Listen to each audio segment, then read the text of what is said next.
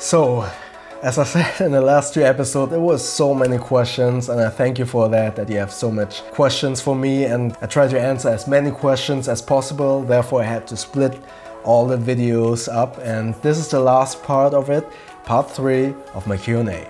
Hi, my name is Boris Mono, I'm a film editor based in Hamburg, Germany, and this is part 3 of my Q&A. The first question is, what's your first bag or the one you remember the most? The bag that I remember the most is actually the 511 Rush 12. When I was looking into getting the GoRock bag, I have subscribed to so many blogs in terms of EDC, survival and stuff like that. And the bags that stood out the most were the GoRock, GR1 and the 511 Rush 12 series. But also the triple aught design fast pack light. I like the GoRock the most because the military design was a little bit more subdued, but it was also the most expensive one because you had to ship it from the US, which included in, I think at that time it was like 70 euros just for shipping, and then you had to add German custom fees on top of the shipping and the price of the bag, which ended up around 400 euros or something. Obviously, I wasn't able to afford that, and it just didn't feel reasonable to spend so much money at that point of time for that bag. So I looked into the Rush 12 and found out that it was available in Germany, and it only cost 100 euros at that time. Yeah, and that was basically the first bag that I bought that impressed me a lot because it had so many great features. It is built like a tank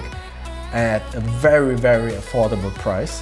Okay, 100 euros is still a lot of money, of course, but in comparison to all the other bags, it's really a very good price. Yeah, and I used it quite a lot. It had lots of good organizational compartments, and as I said, it's built like a tank. But at some point, I felt like that the look of it was a little bit intimidating when you go into a meeting or something like that, because it is a really military looking bag. That is why I looked again into the GoRock bag, and I saved up a lot of money for it, and then I just decided, okay, I'm gonna buy that one after doing a lot of research. Yeah, and I bought the GoRock, and I really liked the GoRock, and it was exactly what I was looking for.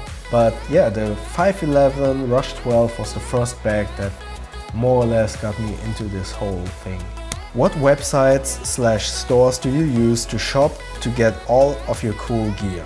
I don't have one have-it-all store or website, unfortunately, because most of the bags that you can see on my channel, or overall for that matter, are usually sold via Kickstarter or their own websites. You usually need to go to the company's website and order the bag. Only if it's like a big company like North Face, Dakin or something like that, they obviously have some other retailers where you can get it from, but like smaller companies, you need to go to their website, which is also the reason why I don't like to include links, because it is just easier to Google an item and maybe you find a reseller or an easier way to get the item to your country, instead of me giving you a link for, let's say, Amazon Germany, which wouldn't make any sense if you're in Hong Kong or in the States. That's always my advice, just Google the item and check the proper links for your country. Where do you see the channel going from here, and what future projects are you working on? To be quite honest, I have no clue. I'm still like humbled, and really I feel very honored that right now we're at 19.5k subscribers, which is mind-blowing, to be honest. Like that so many people like watching my videos, and then most of my videos are about bags. That's like, it's crazy to think about that so many people actually like watching bag videos, and I think it's cool, but I've never imagined that it could go like this far.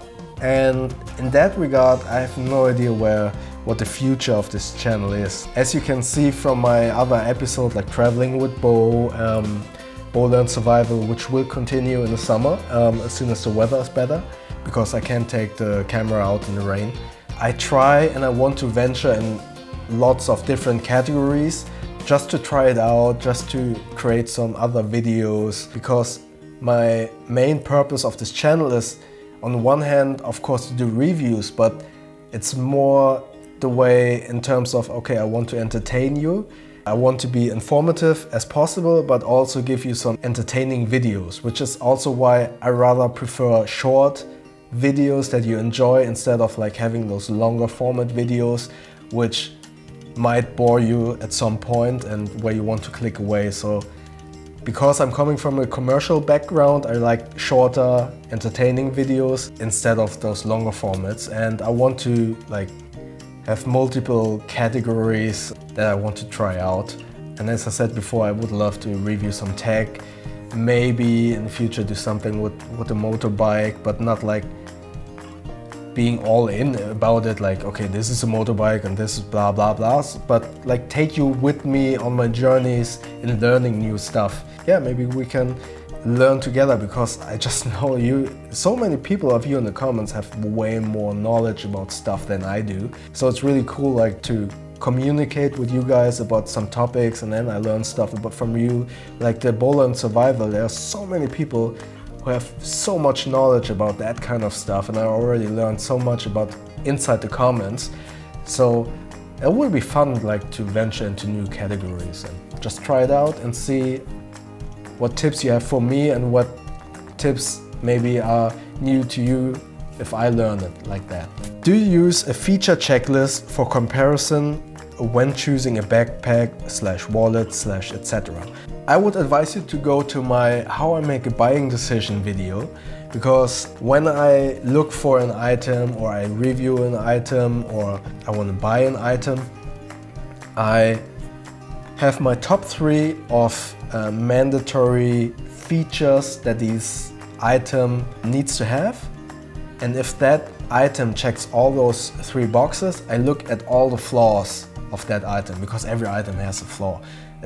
There's no item that is perfect, because every item is perfect for a certain situation, but not overall. So I look at those flaws, and then I'm evaluating if I can live with those flaws. So that's my workflow before getting an item or I review an item and take a look at it. How long do you test the bag before you give a review? It depends on the item, because if it's a everyday bag, for instance a day pack, then I can use it, as the name suggests, every day for work. I load it up with all my equipment and test it like every day. So if it's a carry-on item, like a carry-on bag or a trolley or anything, then I obviously need to travel with it a little bit before I can actually give my verdict on that bag. So it really depends on the item. There's not like a certain period of time for testing a bag. Furthermore, after having tested so many bags, you develop a kind of eye or some experience when you really can evaluate an item rather quickly and see, okay, that's good, that's not so good, that is useful and stuff like that. So usually at the first day you can already see the flaws and stuff like that, or the benefits of a bag. And then after a few days or weeks you can really further nail down the features that are good or that are bad. So that's basically how I review a bag. It's not set in stone how long I review something. Do you get your items you review for free? If so, how do you remain unbiased? Some items I get for free, some I don't, but I always have to pay custom fees, taxes, etc. in Germany. Furthermore, as I explained in the first video of the Q&A, there goes a lot of costs in all of the videos.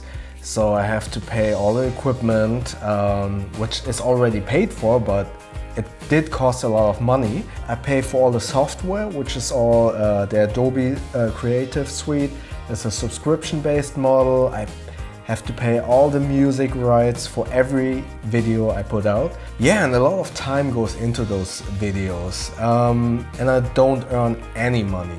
I don't earn money from YouTube or through affiliate links or anything. I started putting Amazon affiliate links into my videos, but those are from the equipment that I use. But I haven't earned any money yet, which is basically one of the reasons how I stay unbiased. I put money into all the reviews, into all the videos. I spend money on the videos. I don't earn anything, so why should I be biased towards the company? I'm giving them basically money, or I'm giving them promotion, so I don't need to be biased in any way. That is the reason why I'm unbiased, and I think it is important to be unbiased for you guys, because I just know how important it is to spend money on something, and I don't want you guys to spend money on something that is crap. I spend a lot of money on the GoRock, as I told you many times before, like 400 euros, and I wish that I had some good reviews on that, or entertaining reviews on that item before I bought it. Fortunately, there were some good written reviews and some lengthy videos that helped me making that purchase decision. And that is the same with all the videos that I do now. All the bags that I review are usually quite expensive, and therefore it is really important for me to review those items in an honest way, so that you don't spend unnecessarily lots of money in buying that product. I think it's important to be as honest as possible about an item, and I don't benefit in it to give you a false opinion about an item, because I spend money, maybe not always in buying the product, but I always spend money in producing these videos. Like every video I make costs between, not time included, I'm not gonna calculate the time that I usually as a freelance editor, I get hired in day rates. If I calculate that into the videos, those videos will be way more expensive. But just calculating the cost in producing the video of equipment, software, and music rights, I'm always somewhere around 50 euros to 100. I don't know how to calculate the equipment costs that I already spent in the videos, but it's a lot of money that goes into each of all the videos that I make. So I don't see a reason to be nice to companies just because I got a bag. Yeah, I hope that answers your question. What on earth do you do with all the bags and gear you get for your review? Yeah, they're all over there. I'm gonna include a B-roll shot of all the bags. Yeah, they're all stacked up in boxes and just lay there. And obviously I can't use all of them, but there they are.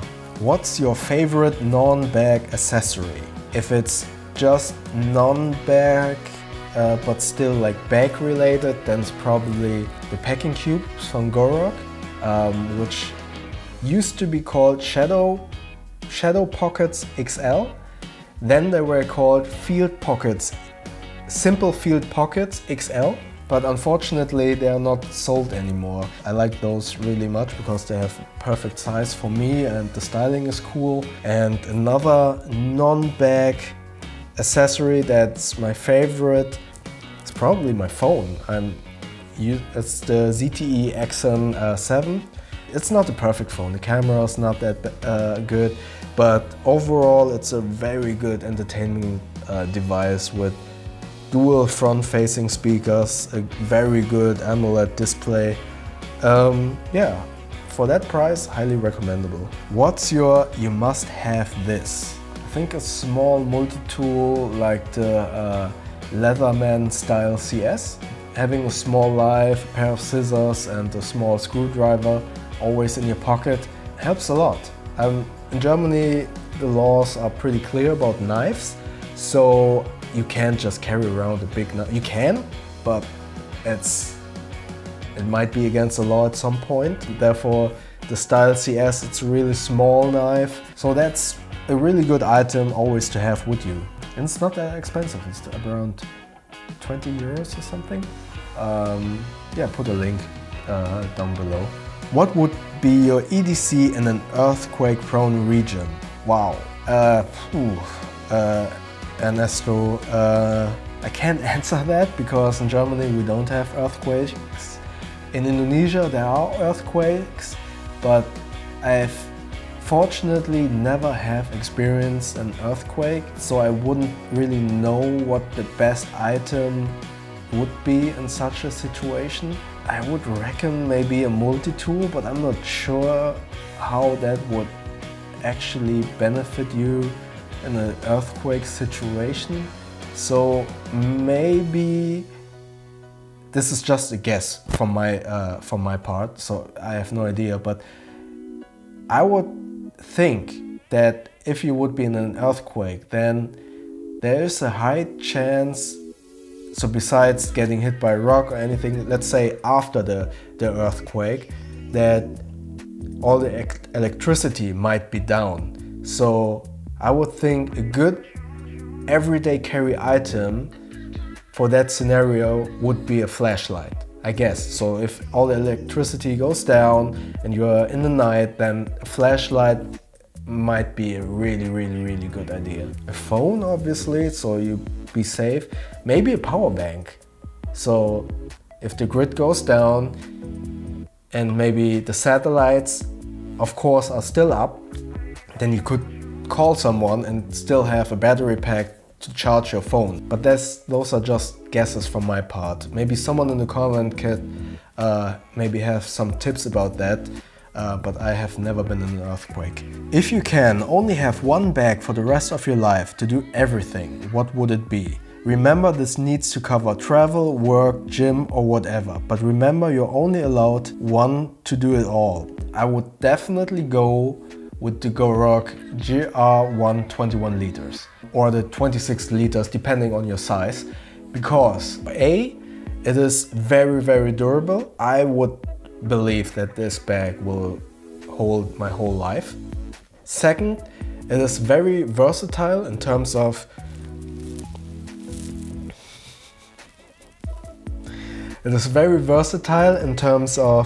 modifications. You have like a clamshell opening, a big main compartment where you either can stick like the field pockets into it, the moly, or you can stick it outside. It has a laptop compartment. Yeah, I think that would be my personal one-fits-all bag. It's really expensive, of course, but yeah, it's really highly adaptable to many situations and it will hold up a lifetime. Of course, there are many other bags that fit the same bill, but I feel like that this bag could hold up an earthquake, for instance, if you want go back to the questions before. What features do you want your backpack to have? I prefer clamshell opening backpacks over top-loading backpacks. So that would be, it's just easier when you go around and you want to pack it, to find stuff, to organize stuff. Obviously you always, or most of the time, you need to lay it flat on the ground to open it. Then I really like the design of having two mesh compartments in the lid if you open it up, like in the GoRock or in Heimplanet Daypack. A good separate laptop compartment. For me, the design is really important. Those were the features that I really like the backpack to have. What's your daily driver phone right now? Second, what's your most favorite bag that you use every day? Third, Victorinox, Swiss Army knife or Leatherman? 4, what's the software that you use to edit and produce videos right now? First, my daily driver is the ZTE Accent 7. My favorite backpack, yeah, I think the easiest is just to watch my favorite bags 1.0 video. Victorinox, Swiss Army knife or Leatherman. That's difficult to answer because different horses for different courses. I think they're both great. I'm not sure if I could decide on that. I think the The tools on the Victorinox are sometimes a little bit annoying in terms of that they are not lockable. I had so many times when I was screwing down a screw and it just flipped over and my finger got in between. But I really like the blade on the Victorinox. And on the other hand, the Leatherman are great tools, but they are so heavy. So it's kind of, I don't know, they're both great. It's hard to decide on one of them. My YouTube videos are all created within Adobe Premiere. I edit and grade it in Adobe Premiere, and I do all my graphics in After Effects. So those were most of the questions that I could answer. Then there were lots of questions about what bag to get, what's the best budget bag, or what's my opinion on this or that bag. And I'm not gonna address those or answer those questions in this video because for me it is very difficult to recommend the best bag for this occasion or the best bag for that, because it really depends on you or the person that is asking, because it depends on, obviously, for instance, where you live, because if you're in a rainy location then you might need a different bag than someone who's only in a dry location, or if you're a student and you carry lots of books, or you're a businessman who needs a certain look for the office and only carries like a laptop.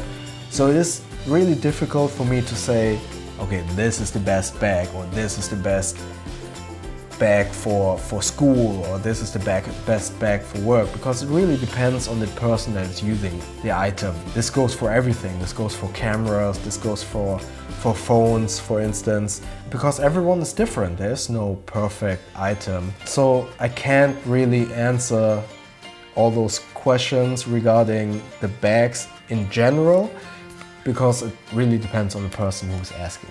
So please excuse that I can't answer all of the questions regarding specific bags or specific best XY bag.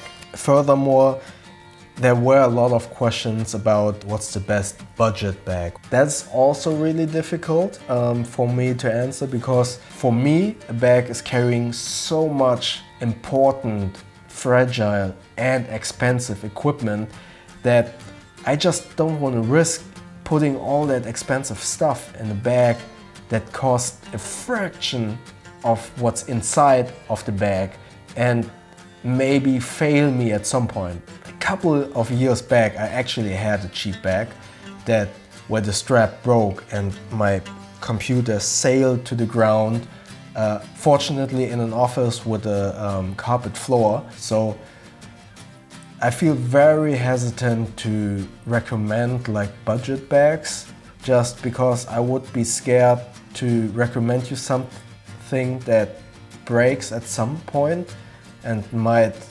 compromise all the items that you have saved so much money on. I understand that there is a need for budget bags, and that if you are going to school and to university, you obviously can't afford like a Lexstray $200 bag or a GoRock $300 bag. I understand that totally. But on the other hand, from my point of view, I just don't feel safe like recommending a bag that might fail you. Of course, an expensive bag can fail you as well.